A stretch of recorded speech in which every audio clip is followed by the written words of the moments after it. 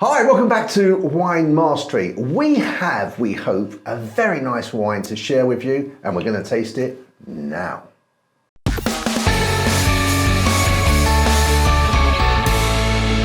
Okay, so here is the bottle and the label. I'll try, that's a Baccolo, I think, Aspimento.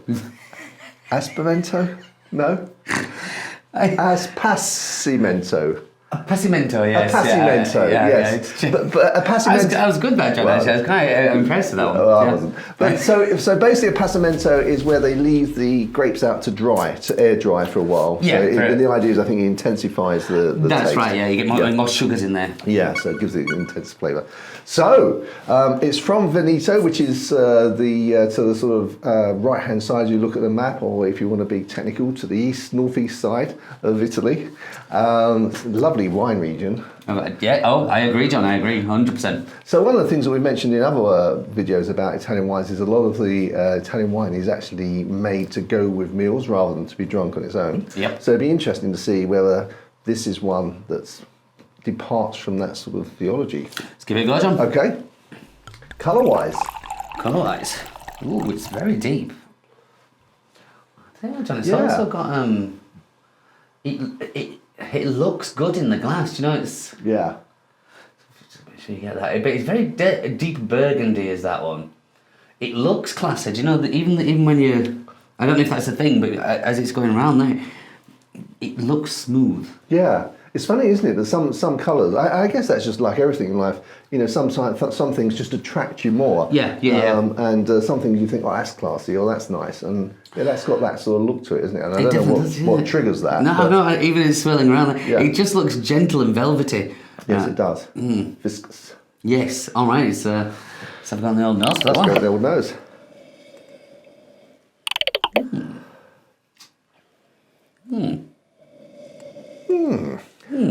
I'm going to go with the good old jammy because see, I can't detect. There's lots in there, but I can't differentiate between them. Blended into a new smell rather than a particular. Being able to distinguish the. Yeah, I get what you mean. You can't pull one out there particularly. But I mean, I always smell cherry in everything, and I can detect cherry in that. But as I say, I always smell cherry in everything. I think it's one of these. If somebody says it now, you said cherry as well. That does come out a little bit more than the rest. But for me, there's a whole medley of red fruits in there. And I get some wood in there. Okay.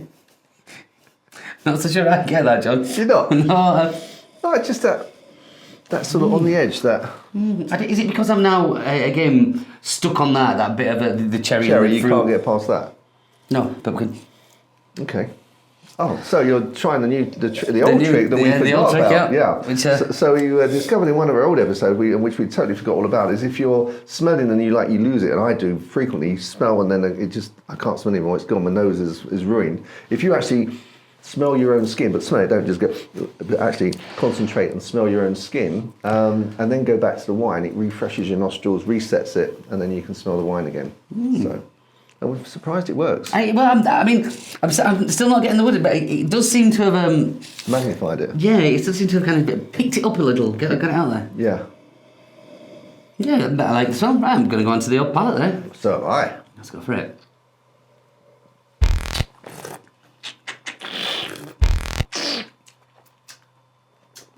Lovely mouthfeel. It's very silky. Yeah, that velvety kind of... Oh, I like that. That's exactly what... Well, looking at it there, that just fits hand in hand. I think that goes perfect. Flavour-wise. In fact, you're saying that I was concentrating so much on the mouthfeel that I sort of wasn't concentrating on the actual flavour. I know exactly what you mean there, because it was quite a nice surprise, wasn't it? Yeah. That velvety just rolls over the tongue. Yeah. Then when it comes to the flavour, again, I'm just getting a massive hit of like red berries and that jamminess again. But there's more than that. It's the kind of... this is really quite classy, I think. It's got... The tannins are well balanced. It's taken them on very, very well. Also, there's a nice length there, but that ticks a lot of boxes with that. You know, the velvet feel, the kind of soft tannins, the mouthfeel, the length in there. That's nice. I think we've used the word surprise a couple of times so far. And let me tell you the reason that we're surprised. This is the price. $7.75. So, you know, that is... For $7.75. Oh, I think I got a bit of that earthiness that you were just talking about. And yeah. Just when I was talking and yeah, I know what you mean. Yeah, I'm getting that. But yeah, $7.75, that is an amazing price for something that... I mean... If I were to blind taste that, and you know, I'd be looking at double that. Yeah. That class of wine. Sort of £15-ish. Easy. Yeah. I would happily pay. What's it happily? But I would pay £15 for that. Yeah. Yeah. If you were paying £15 for a bottle of this, you wouldn't feel that you've been robbed. Definitely not. No. Definitely not. I think we've tasted £20 wines that that we haven't been very impressed with for the price, which is better than this. Yeah. That is That's good, John. Well, that's a find. That well done. A find, yeah. I really rate that. So pairings. I've not even thought about this with the old cheese. And this, I reckon this would take a blue cheese on. Oh, really? I do. Yeah, I reckon it would. Because of the. No, it's not. I know it's not sweet, and I shouldn't say that, but because it's not massively dry with the tannins cutting in there, I'm going to place it in a sweeter category. So I think with the blue cheese and something like the Cashel Blue, I think would be, or even something as simple as Blue Wensleydale. You know, I know that doesn't sound right, but just thinking in my mind there, I think I've got to get beautifully. Yeah, Blue Wensleydale or Cashel Blue. Where is Cashel from Ireland? Yes, Tipperary, I believe. Oh, there's a song about that. It's a long way. Apparently. Yeah. Yeah, that is very nice. In terms of food, again, I think this would be great with margherita pizza. I think it'd be. I've seen on the notes before that and I think I go along with that sort of meatball pasta, spaghetti bolognese pasta, sort of any meaty pasta. I think if you weren't sort of having an Italian dish, I think actually it'd go quite well with pork. Yeah, because I think the fat in the pork and yeah.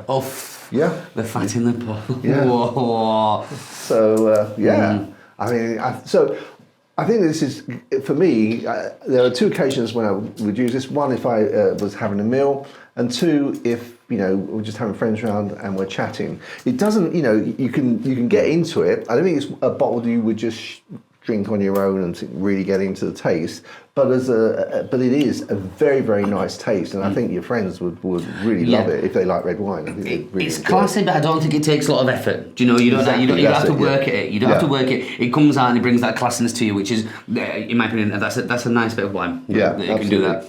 Yeah. Okay. Well, I suppose now we'll move on to the score. Okay. Now, the score.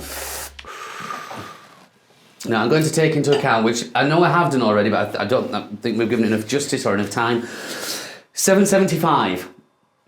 We've got to take notice of that. That's a really good price, but I don't want it to overly affect my score, so I'm going to give it... Why don't you want it to overly affect your score? I don't know if... I should do really.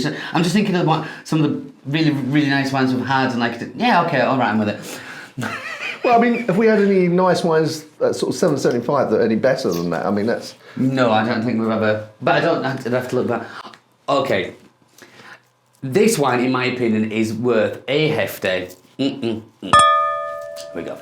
Right, so I'm going to go, and I was struggling to do this number or the next number, so I'm going to go 84. I was thinking 85. I've plumped down on 84. I went for 88. Oh, did you? I did. I was...